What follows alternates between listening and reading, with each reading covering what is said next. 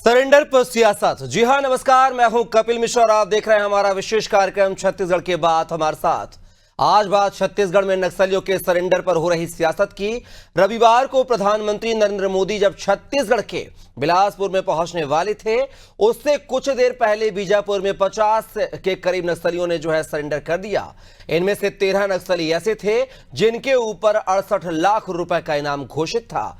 Surrender करने वाले नक्सलियों ने बताया कि माओवादी संगठन आदिवासियों का शोषण कर रहे हैं, इसलिए उनका मोह भंग हो गया था। आपको बता दें कि 2024 की 1 जनवरी से लेकर अब तक छत्तीसगढ़ में 346 नक्सलियों ने आत्मसमर्पण किया है, जबकि 656 नक्सलियों को पुलिस गिरफ्तार कर चुकी है। दूसरी तरफ नक्सली उन्मूलन के लिए चलाए जा रहे अभियान के तहत 141 नक्सली विभिन्न मुठभेड़ में अभी तक मारे गए हैं, जिनमें से 51 के करीब नक्सली तो पिछले 10 दिन के भीतर ही एनकाउंटर में ढेर हो गए हैं। गृह मंत्री अमित शाह ने कहा है कि मार्च 2026 तक देश नक्सलवाद के आतंक से मुक्त हो जाएगा। उधर सुरक्षा बलों का भी कहना है कि नक्सलियों का मनोबल टूट चुका है, इसलिए वह सरेंडर कर रहे हैं। जबकि कांग्रेस ने आरोप लगाया है कि छत्तीसगढ़ में कांग्रेस की सरकार के रहते इतना केंद्रीय बल नहीं दिया गया जितना अब दिया जा रहा है। कांग्रेस ने गैर भाजपा प्रदेशों में नक्सलवाद को खत्म करने के लिए किए जा रहे भेदभाव पर भी सवाल उठाए हैं और कहा है कि छत्तीसगढ़ में भाजपा की सरकार में ही बड़े नक्सली हमले हुए हैं, जिनमें कांग्रेस के नेताओं को चुन चुनकर मारा गया है। हमारा सवाल है कि जब छत्तीसगढ़ में भाजपा की सरकार थी और केंद्र में कांग्रेस की सरकार थी, उस वक्त तत्कालीन केंद्र सरकार ने नक्सलियों के सफाई के लिए पर्याप्त प्रबंध क्यों नहीं किए, और क्या वर्तमान केंद्र सरकार नक्सली प्रभावित राज्यों से भेदभाव कर रही है? आज इसी विषय पर चर्चा करेंगे, लेकिन सबसे पहले कुछ आपको बयान सुनवाते हैं नक्सली मोर्चे को लेकर। आज एक और बड़ी सफलता प्रदेश को और हमारे सुरक्षा बल के जवानों को मिला है। वैसे तो 1.25 साल से ऊपर अपने सरकार के इस कार्यकाल में बड़ी मुस्तैदी के साथ, बहादुरी के साथ हमारे सुरक्षा बल के जवान नक्सलवाद के साथ लड़ रहे हैं। वो मारे भी जा रहे हैं और हम लोगों की पुनर्वास नीति भी अच्छी है। उनके साथ सरकार न्याय भी कर रही है, इसलिए आत्मसमर्पण करने वालों की संख्या भी लगातार बढ़ रही है और आज 50 नक्सली आत्मसमर्पण किए हैं। ये हमारी सरकार का जो उनके प्रति आत्मसमर्पण करने वालों के प्रति जो न्याय है, जो पुनर्वास अच्छा देने की बात कर रहे हैं, उसका ये परिणाम है। भारतीय जनता पार्टी की हम लोगों ने यहाँ देखा, प्रदेश में 15 साल उनकी सरकार थी, पूरी तरह से मिली जुली हुई सरकार थी। उनके जितने बड़ी बड़ी घटनाएं हुई हैं, आज भी प्रदेश की जनता को अच्छी तरह से याद है कि किस तरह से भारतीय जनता पार्टी नक्सलियों से सांठगांठ करी हुई थी। और आज हमारे बड़े नेताओं का जो आज प्रथम पंक्ति के हमारे प्रदेश के सारे नेताओं की हत्या नक्सलियों ने करी, तो ये इस तरह की बातें करके वो प्रधानमंत्री जी लगता है कि पूरा खिसिया रहे हैं।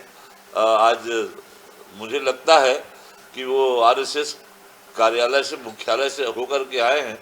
कहीं न कहीं उनके साथ कोई घटना घटी होगी और उसी का असर जो है छत्तीसगढ़ को वो परस रहे थे। ये बार बार डबल इंजन की बात करते हैं प्रधानमंत्री जी और उनके सब मंत्रीगण। जिन राज्यों में क्या उनकी पार्टी की सरकार नहीं है, क्या उस राज्यों के प्रति इस देश के शासकों की, इस देश के प्रधानमंत्री की क्या जिम्मेदारी नहीं बनती? क्या वो राज्य जहां सिंगल इंजन है, केंद्र सरकार है, क्या उनकी जवाबदारी नहीं बनती है? जब इसके पिछले समय हमारी यहाँ कांग्रेस की सरकार थी, क्यों नहीं इतना फोर्स मांगा जाता था, क्यों नहीं दिया गया? आज यदि उनकी यहाँ पर भारतीय जनता पार्टी की सरकार बन गई तो वही फोर्स जो आज दे रहे हैं, कल क्यों नहीं दे सके लोग? तो ये पक्षपातपूर्ण रवैया जो है प्रधानमंत्री का, बिल्कुल पूरी तरह से गलत रवैया है और ये इस तरह से देश को बांटने की कोशिश कर रहे हैं। आज तो देखा आपने, प्रधानमंत्री के छत्तीसगढ़ दौरे से पहले 50 नक्सलियों ने आत्मसमर्पण किया और उसमें 68 लाख के इनामी नक्सली भी शामिल हैं, जिन पर करीब 68 लाख रुपए का इनाम घोषित था। इसी को लेकर छत्तीसगढ़ में वाद और विवादों का दौर शुरू हो गया है। इस पूरे मुद्दे पर हम चर्चा करेंगे। हमारे साथ एक विशेष पैनल जुड़ गया है। चलिए पहले परिचय करवा देता हूं, फिर चर्चा को शुरुआत करेंगे। इस विषय पर चर्चा के लिए हमारे साथ जुड़ गए हैं बीजेपी प्रवक्ता गंधर्व पांडे जी, साथ ही कांग्रेस प्रवक्ता अभिमन्यु मिश्रा जी और वरिष्ठ पत्रकार कौशल, स्वर्णवीर जी हमारे साथ जुड़े हैं। तीनों मेहमानों का बहुत स्वागत है हमारी इस चर्चा में। पहला सवाल जो मेरा कांग्रेस प्रवक्ता से है, आप बार बार आरोप लगा रहे हैं, मैं अभी सुन रहा था आपके नेता को जो कि पूर्व पीसीसी चीफ रहे हैं धर्मेंद्र साहू जी, वो कह रहे थे कि जो बीजेपी की सरकार है वो सौतेला व्यवहार कर रही है गैर बीजेपी राजित सरकारों से। केंद्र की बीजेपी सरकार राज्यों की गैर बीजेपी सरकार से भेदभाव कर रही है। जहां पर बीजेपी की सरकार है वहां पर केंद्र का बल जो प्रदान किया जा रहा है, और जहां पर गैर बीजेपी की सरकार है वहां पर वो कोई ध्यान नहीं दे रहे हैं। लेकिन सबसे ज्यादा साल, करीब लगभग 60 दशक तो आपने 60 साल तो आपने राज किया है पूरे देश में। आपकी सरकार छत्तीसगढ़ में भी रही है, जब मध्य प्रदेश हुआ करता था तब आपकी सरकार रही है, केंद्र में राज्य में रही है। राज्य गठन के बाद भी 3 साल आपकी सरकार रही है। 2003 में जो है रमन सिंह जो है मुख्यमंत्री बने थे, तब इस तरह की घटना, इस तरह का जो मोर्चा, इस तरह की सफलता क्यों सामने नहीं आया? कपिल जी, सबसे पहले तो आपको नमस्कार, आपके दर्शकों को मेरा नमस्कार, मेरे साथी पैनलिस्टों को मेरा नमस्कार। देखिए, जो भेदभाव और सौतेले व्यवहार की बात है वो तो स्पष्ट दिखाई देती है। फिर नक्सल मोर्चे पे क्यों? हर मोर्चे पर देखें, आज 5 साल हमारी सरकार छत्तीसगढ़ में रही, चाहे जीएसटी का पैसा रहे, जीएसटी के पैसे से लेकर कोयले की रॉयल्टी से लेकर, कहां हमको कुछ भी नहीं दिया गया, अटकाया गया। उसके बाद चाहे नक्सलियों की बात करें, हमने लगातार मदद मांगी। नक्सली उन्मूलन के लिए हम लोगों ने क्या कदम उठाए, ये सारे छत्तीसगढ़ जानता है। हालांकि हमने कभी नक्सल जो मुद्दे रहे हैं और इस प्रकार की जो जटिल समस्याएं हैं उसमें कभी राजनीति करने का काम नहीं किया। लेकिन आज जो प्रधानमंत्री के बयान से लगा कि वो केवल इस मुद्दे पर राजनीति करना चाहते हैं, वो उन्होंने हम कांग्रेस पर आरोप लगाया कि कांग्रेस के समय में नक्सलवाद फला फूला। तो छत्तीसगढ़ में उन्हें बताना चाहूंगा कि नक्सलवाद फला फूला है भारतीय जनता पार्टी के कार्यकाल में। 2003 में 3 ब्लॉकों में नक्सलवाद मिला, 2018 तक के वो 18 जिलों तक पहुंच गया। ये किसके कार्यकाल में हुआ? लेकिन चूंकि हम आरोप प्रत्यारोप के काम नहीं करते, हमने हमेशा साथ दिया है। चाहे सलवा जुडूम नीति की बात हो, इनकी हमारे नेता प्रतिपक्ष जो थे तत्कालीन महेंद्र कर्मा जी साथ में बैठ के गए थे रमन सिंह जी की गाड़ी में उसका शुभारंभ करने के लिए। उसके अलावा जब जब जरूरत पड़ी है, आप देखेंगे 2018 में इन लोगों ने, जब हम आए सत्ता में, तब 350 स्कूल बस्तर ने बंद करके रखे हुए थे। उसमें से 300 स्कूल हमने शुरू कराने का काम किया। बिना किसी सहयोग के भी नक्सल नीति ऐसी बनाई कि उनके मान में घुसने का काम हमने किया और उनको मारने का काम किया। जबकि पहले हमारी टुकड़ियां केवल अपने ही सुरक्षा में अपने कैंपों में लगी रहती थी। उसके अलावा पहले 3 साल में अरे अभिमन्यु जी, ये आप बीजेपी जब केंद्र सरकार में आई तब से आप बात कर रहे हैं। सुनिए तो मिश्रा जी, सुन तो लीजिए। अभिमन्यु जी सुन तो लीजिए। मैं बोल रहा हूँ 60 साल आपने राज किया है केंद्र में और राज्य में। जब मतलब पूरा संगठित मध्य प्रदेश हुआ करता था, छत्तीसगढ़ मध्य प्रदेश का हिस्सा हुआ करता था, तब आपकी सरकार रहती थी, क्यों नक्सलवाद को खत्म नहीं कर पाए? मेरा सवाल यह है, 2000 के बाद से नक्सल समस्या, नक्सलवाद इतना चरम पर रहा है कि 2003 में आपको पता आंध्र के मुख्यमंत्री जो थे चंद्रबाबू नायडू पर भी हमला किया गया था। तब आपकी सरकार थी, तब आपने क्यों कुछ नहीं किया? मेरा सवाल यह है, कहावत यह है कि मीठा मीठा गप गप और कड़वा कड़वा थू थू, ऐसा क्यों भैया चाल चरित्र? मैं ये पूछ रहा हूं आपसे। कपिल जी, 60 साल में अगर कुछ नहीं हुआ होता, नक्सलवाद तो आज यहाँ खाते में नहीं आया, तो आपको क्या लगता है साल 6 महीने की बात है जो आए और नक्सलवाद तो खत्म कर दिए? ये ऐसा नहीं होता है, सालों साल की नीति होती है। अगर नीतियों में मैं बताया ना, मैं वही कहना चाह रहा था, किसी के ऊपर हम आरोप प्रत्यारोप नहीं करते। तो आप मानते हैं मिश्रा जी, आप मानते हैं कि मार्च 2026 तक नक्सलवाद का खात्मा नहीं कर पाएगी केंद्र सरकार या राज्य सरकार मिलकर? इसमें आरोप प्रत्यारोप की बात ही नहीं होती। अभिमन्यु जी, आप मेरे सवाल का जवाब दीजिए। आपके जवाब में ही सवाल निकला है आपके। 80%। अरे अभिमन्यु जी सुन तो लीजिए। अभिमन्यु जी कौन झूठ बोल रहा है? सुन तो लीजिए। अरे मुझे तो सुन लीजिए ना पहले, आप मुझे तो सुन लीजिए पहले। अब मैं बोल रहा हूं, आपने एक लाइन बोली है यहां पर, आपने जवाब में बोली है कि नक्सलवाद जो है एक समय सीमा में मतलब खत्म नहीं हो सकता। तो जो टारगेट दिया है केंद्रीय गृह मंत्री अमित शाह ने मार्च 2026, तो क्या है सिर्फ इसको बाधा माने, ढकोसला माने? क्या नक्सलवाद का खात्मा नहीं हो पाएगा मार्च 2026 तक छत्तीसगढ़ में? प्रतिक्रिया चाहूंगा आपकी अभिमन्यु जी। कपिल जी, एक और टारगेट था 2024 का भी, लेकिन वो टारगेट बढ़ के 2 साल आगे बढ़ गया ना, 2026 पहुंच गया। तो ये टारगेट भी आगे बढ़ सकता है, ये कोई ऐसा नहीं है और उसमें कोई दिक्कत भी नहीं है हमें, अगर टारगेट साल 2 साल आगे बढ़ जाता है। लेकिन आप इस पूरी मुहिम को कैसे देखते हैं मिश्रा जी? मैंने ये नहीं कहा, मेरे कहने का मतलब ये था कि साल दर साल जब नीतियां काम करती है तो धीरे धीरे करके नक्सलवाद जैसी जटिल समस्याएं खत्म होती है। कोई अचानक से लेकिन 6 महीने में ये जो प्रतिक्रियाएं चल रही हैं, ये जो मूवमेंट चल रहा है आत्मसमर्पण का हो या जिस तरह के जो हमारे जवान हैं जो नक्सलवाद को नक्सलियों को मार रहे हैं, माओवादियों को मार रहे हैं, इस पूरी मुहिम को कैसे देखते हैं? तारीफ के काबिल है या तारीफ बनती है नहीं बनती है? बिल्कुल तारीफ काबिल है, हमेशा स्वागत करते आए हम। हमने अभी कहा, पिछली मुठभेड़ में भी हमने स्वागत किया, हमने हमेशा सुरक्षा बलों का जो है मनोबल बढ़ाने का काम किया है और हम उनका स्वागत करते हैं। इस प्रकार के जो वो जंगलों में बैठकर इस मूवमेंट का सामना करते हैं, उनके काबिल तारीफ है। उनकी मेहनत से कहीं तक कोई संदेह नहीं है। और चूंकि नीतियां भी ऐसी हैं, सरकार को सरेंडर करते हैं अगर नक्सली, तो उनका बहुत बहुत स्वागत है। उनकी पुनर्वास नीति करानी चाहिए। हमने भी कहा, मैंने भी बताया कि पहले 3 साल में 2000 नक्सलियों ने हमारे सरकार के समय सरेंडर किया था। तो वो चीज नहीं है, वो तो होती रहती है चीजें और होनी ही चाहिए, लेकिन एक दूसरे पर आरोप प्रत्यारोप नहीं होने चाहिए। देखिए, कोई सरकार नहीं चाहती कि नक्सलवाद बढ़े। चलिए जवाब ले लेता हूं गंधर्व पांडे जी। 2 सवाल यहां से निकले हैं अभिमन्यु जी के जवाबों से, जो मैंने उनसे जवाब लिया है। पहला तो यह है कि 2024 का टारगेट भी आपने रखा था, बढ़ के 2026 पहुंच गया है, और 2026 जैसे ही आएगा तो आपका टारगेट जो आगे बढ़ता रहेगा, आप नक्सलवाद को खात्मा नहीं लगा पाएंगे नक्सलवाद पर।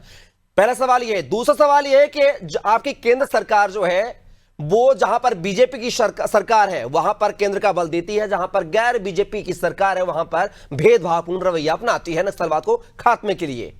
कितना सहमत है मिश्रा जी के सवालों से? सर्वप्रथम आप सभी को मेरा नमस्कार। आपके सभी दर्शकों को नवरात्रि की, हिंदू नववर्ष की बहुत सारी ढेर सारी शुभकामनाएं। और कल से छत्तीसगढ़ में नई नक्सल नीति लागू होने वाली है। ईद की बधाई नहीं दी है गंधर्व पांडे जी आपने आज? क्या चीज? ईद की बधाई नहीं दी है आपने दर्शकों को? भी जो मानते हैं ईद जिनका त्योहार है उन सभी को भी बधाई, बहुत बहुत बधाई। चलिए अब जवाब चाहूंगा आपसे जी। सेवैया भिजवाए सब, मैं तो बिल्कुल कोई दिक्कत नहीं है। अब मैं ये कहना चाहूंगा कि जो पहला प्रश्न आपने पूछा जी, उसका उत्तर ये है कि हम एक लक्ष्य के तहत काम करते हैं, और कोई भी लक्ष्य जब निर्धारित होता है तो सिस्टमैटिकली चरणबद्ध तरीके से उस दिशा में कार्य किया जाता है।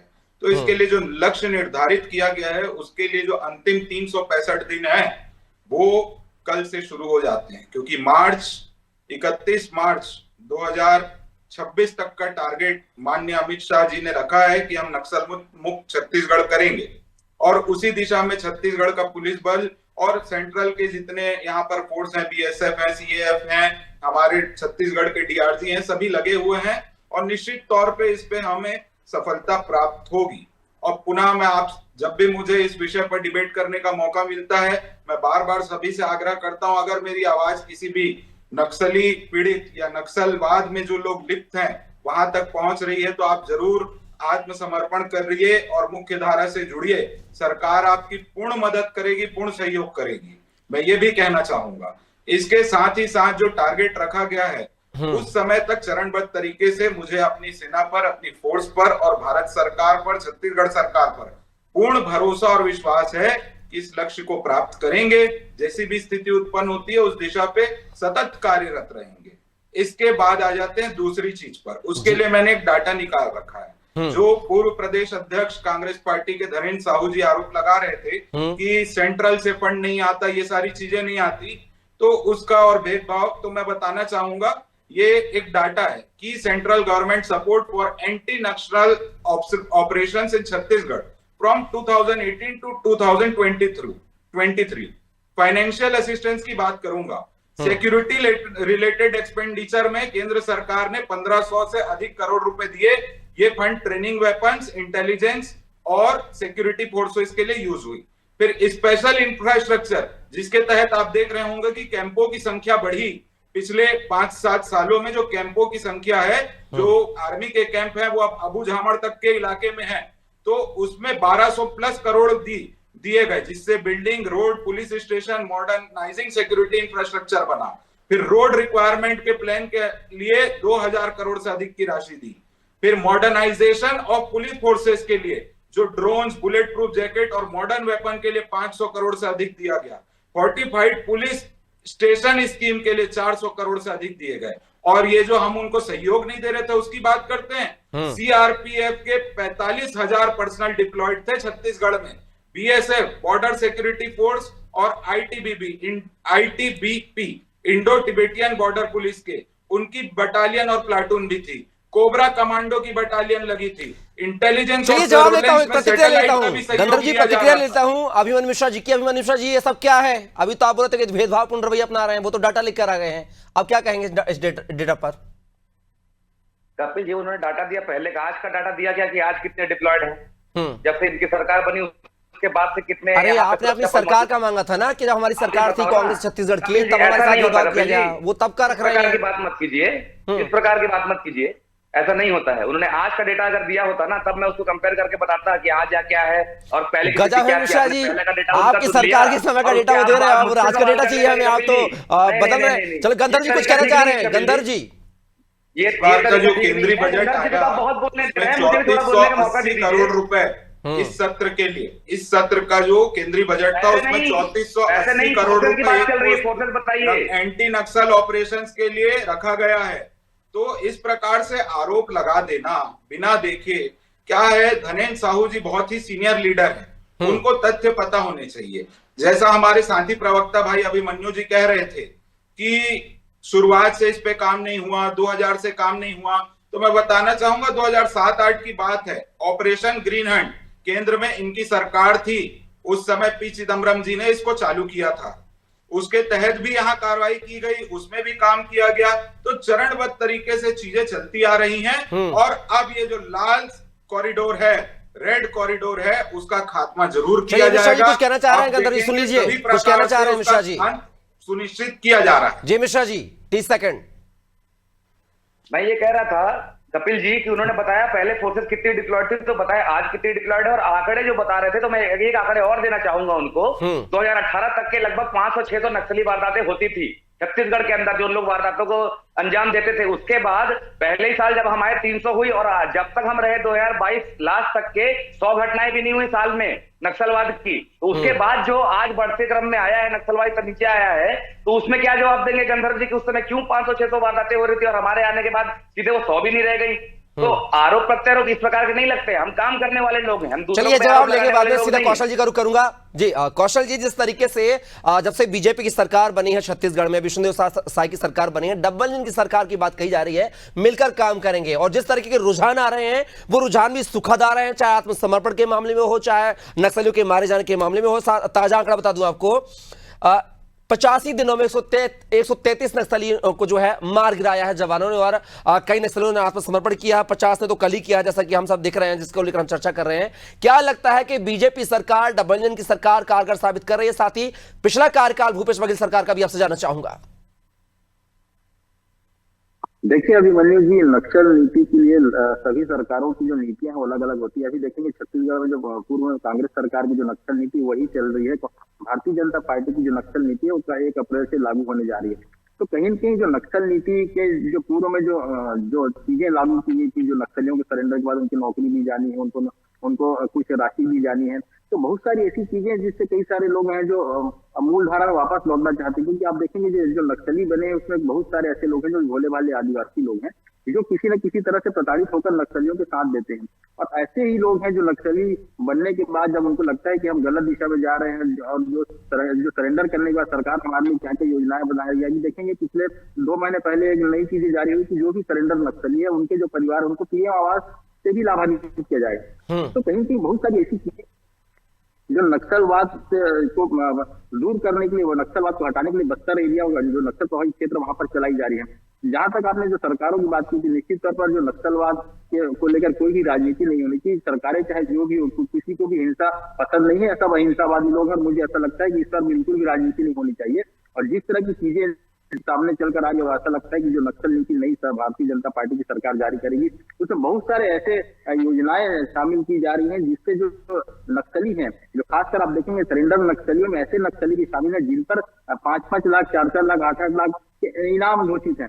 तो वो नक्सली जो कई सारे वारदातों में शामिल रहे हैं राज्य बनने के बाद से उसके बाद 5 से 7 पहले, तो बहुत सारे ऐसे वारदातों में शामिल नक्सली सरेंडर कर, इसका मतलब ये है कि वो अहिंसा का रास्ता अपनाना चाहते हैं और हिंसा छोड़ना चाहते हैं। तो ये काफी अच्छी बात है और इसका स्वागत किया जाना चाहिए। और जो उस क्षेत्र में जो काम किया जा रहा है, चाहे कांग्रेस ने विश्वास, विकास और सुरक्षा की बात की हो, चाहे भारतीय जनता पार्टी नियर नेला राज योजना के माध्यम से वो लोगों तक पहुंच रही, तो वहां तक लोगों का विश्वास जितना, लोगों का भरोसा जितना, वहां पर विकास करना, ये सबसे अहम चीज है। क्योंकि जब तक वहां के क्षेत्र चीजों का विकास नहीं करेंगे, वहां पर स्वास्थ्य नहीं पहुंचाएंगे, वहां पर शिक्षा नहीं पहुंचाएंगे, वहां पर सड़क नहीं पहुंचाएंगे, लोग आपसे नहीं जुड़ेंगे। क्योंकि नक्सलवाद सिर्फ इसी चीजों विकास का ही विरोध करते हैं। लेकिन यदि आप उन गाँव के बच्चों को जो भोले भाले आदिवासी बच्चे जो पढ़ना चाहते हैं, जो बाहर निकलना चाहते हैं, उनके लिए भी आप शिक्षा की व्यवस्था करें, उनके लिए स्कूल बनाएंगे, उनके लिए स्वास्थ्य की व्यवस्था करेंगे, उनके लिए अस्पताल बनाएंगे, तो निश्चित तौर पर आपसे जुड़ेंगे। और यही वजह है कि उस क्षेत्र में जो लोग हैं उनका भरोसा सरकार पर बढ़ रहा है। ये सरकारें चाहे किसी की भी हो, हर सरकार चाहती है इस दिशा में प्रयास किया जाना चाहिए, और ये हो भी रहा है, और इसके परिणाम सुखद देखने को मिल रहे हैं। आप देखेंगे चाहे भारतीय जनता पार्टी की सरकार चाहे डबल इंजन की हो, लगातार देखेंगे जो आपने 650 के आंकड़ा दिया, निश्चित तौर पर इतने नक्सलियों को मार गिरा, उसमें कई बड़े नामी माओवादी भी शामिल थे जिनको मार गिराया गया। उससे क्या प्रभाव है कि कई ऐसे नक्सली हैं जो सरेंडर करना चाह रहे हैं, क्योंकि वो नहीं चाहते, क्योंकि कई नक्सली हमारे परिवार वाले भी हैं, कई नक्सलियों के बच्चे भी हैं, कई नक्सलियों के गांव में माँ बाप भी हैं। तो ऐसे नक्सली जो गांव से जुड़े हुए हैं, जो ग्रामीण हैं, जो मुख्य धारा से टूटकर नक्सलियों के साथ देने लगे थे, वो अब मूल धारा में लौटना चाहते हैं। और मुझे ऐसा लगता है कि काफी अच्छी बात है। और राज्य सरकार चाहे किसी की, जो हम भी चाहते हैं कि बस्तर सिर्फ नक्सलवाद के दंश के कारण वहां की जो सुंदरता, वहां की जो खूबसूरती है, वो विश्व पटल पर नहीं पहुंच पा रही है, और जो बाहर के जो आने वाले लोग हैं वो बस्तर जैसे सौंदर्य का दर्शन नहीं कर पाते। यदि वहां से नक्सलवाद समाप्त हो जाएगा तो मुझे ऐसा लगता है कि देश का सबसे बड़ा कैपिटल इनकम करने वाला, ग्रोथ करने वाला यदि कोई टूरिज्म सेक्टर होगा तो छत्तीसगढ़ होगा। क्योंकि छत्तीसगढ़ की खूबसूरती और बस्तर की खूबसूरती आप गए होंगे तो देखेंगे काफी आकर्षित करती है वहां की खूबसूरती, और सिर्फ लोग वहां इसलिए नहीं जाते कि वहां पे नक्सलवाद है। और ये इस दिशा में जो भी प्रयास करें, मुझे ऐसा लगता है स्वागत किया जाना चाहिए, इस पर राजनीति बिल्कुल नहीं चाहिए। गंधर्व जी और अभिमन्यु जी, में से 30 सेकंड दूंगा, समय का अभाव है, समय हो चुका है। लास्ट सवाल है मेरा गंधर्व जी, लगातार ताबड़तोड़ प्रतिक्रिया जो है ये कार्रवाई की जा रही है नक्सलवाद के खात्मे को लेकर, लेकिन ये जो कार्रवाई है छत्तीसगढ़ में जो नजर आ रही है वो झारखंड में नजर नहीं आ रही है। आखिर क्यों? जो सौतेलापन की बात कर रहे थे अभिमन्यु मिश्रा जी, क्या माना जाए वहां की सरकार नहीं इसलिए? नहीं, ऐसा कुछ नहीं है। इसमें ज्वाइंट स्टेट ऑपरेशंस हो रहे हैं। जो हमारे बॉर्डर क्षेत्र होते हैं, जो बॉर्डर लगते हैं, वैसे इलाकों का जो नक्सली एरिया होता है, वो नक्सल मूवमेंट होते रहती है। तो उसकी मॉनिटरिंग करते हुए जो हमारे स्पेशल फोर्सेस हैं, किसी से किसी प्रकार का भेदभाव नहीं है, क्योंकि बात यहाँ राष्ट्र सुरक्षा की हो रही है। इसमें कोई क्षेत्रवाद की बात ही नहीं है। ये जो नक्सलवाद है ये हमारे राष्ट्र के लिए खतरा है, बहुत बड़ा आंतरिक खतरा है। इसमें कोई क्षेत्र और कोई किसी की सरकार से मतलब नहीं पड़ता। अगर वो कहीं पर भी हैं और ट्रेस होते हैं तो उसके लिए जिस स्तर पर कार्रवाई छत्तीसगढ़ में हो रही है उसी स्तर पर समूचे देश में भी की जाएगी। लेकिन खबरें नहीं आई, ऐसे मेरा सवाल पूछा, वहां से खबरें निकल के सामने नहीं आती ना, ऐसे मेरा सवाल थोड़ा था आपसे। अभिमन्यु जी, जवाब से कितना असहमत है गंधर्व पांडे जी के? जी, वो बोल रहे थे कि बॉर्डर पे मॉनिटरिंग होती है। तो अभी बता दूं, कल की घटना है, राजनांदगांव नागपुर से मोदी जी आ रहे थे, एक व्यक्ति को दिन दहाड़े शादी से उठा लिया गया और मार के फेंक दिया गया नक्सलियों द्वारा। तो ये इनकी मॉनिटरिंग है। खैर वो अलग चीज है। कौशल जी की बात से मैं सहमत हूँ कि मानसिक लड़ाई लड़नी है, विकास को पहुंचाना होगा। उसी वही कड़ी में मैं कह रहा था कि हमने स्कूल खोलने का काम किया, हमने वनोपज खरीदने का काम किया, और योजनाएं उन तक जितना हो सके पहुंचाएं। पिछली बार हमारी टुकड़ी ने जाके जो अंजाम दिया था और एनकाउंटर किया था, वो जो ब्रिज से चढ़ के गए वो हमारी सरकार ने बना, पहले बोट में जाना पड़ता था। तो विकास ही एक तरीका है और शिक्षा एक तरीका है, वहां को जोड़ा जाए, मुख्य धारा से जोड़ने का। समय का अभाव, प्लीज, समय का अभाव जुड़ेंगे तब तक कुछ नहीं हो सकता। इस चर्चा को हमें यही समाप्त करना होगा। आप तीनों मेहमानों ने अपना कीमती समय दिया, उसके लिए बहुत शुक्रिया। कौशल जी आपका, साथ ही अभिमन्यु मिश्रा जी आपका, गंधर्व पांडे जी भी आपका भी। तो सरेंडर पर जो है लगातार सियासत हो रही है, और छत्तीसगढ़ जो है मार्च 2026 का जो टास्क लेकर चल रहे हैं केंद्रीय गृह मंत्री अमित शाह, वो देखना होगा वो टास्क जो है क्या दिए गए समय पर पूरा हो पाएगा या नहीं है। जिस तरीके से कांग्रेस प्रवक्ता अभिमन्यु मिश्रा कह रहे थे कि टारगेट जो है बढ़ता रहता है, तो देखना होगा कि टारगेट बढ़ेगा या नहीं। फिलहाल के लिए बस इतना ही। आप बने रहिए आदि टीवी के साथ। नमस्कार।